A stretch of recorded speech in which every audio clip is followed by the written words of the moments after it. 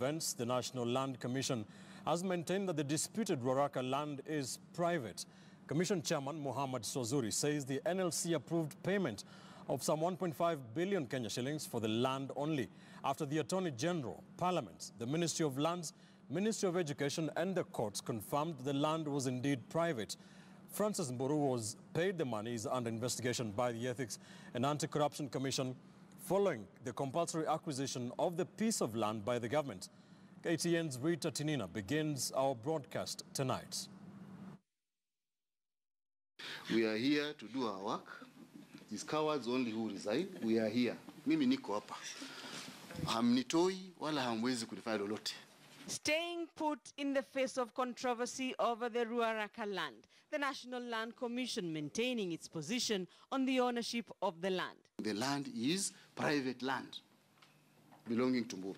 The same position, Swazuri says, was given by the Attorney General, twice by Parliament, Ministries of Land and Education and the courts, which in 2012 awarded payment for the land. The owner was awarded almost 4.1 billion. That judgment supersedes everything else. That judgment has never been appealed against until today, 6 years on.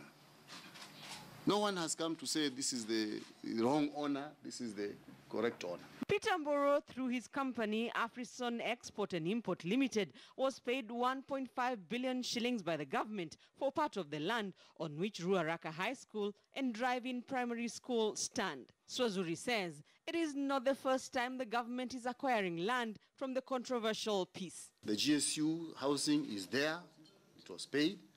The Thika Highway took part of it, was paid. The road to Outer Ring Road took part of it, was paid. How come people never raised public interest then? Where were you?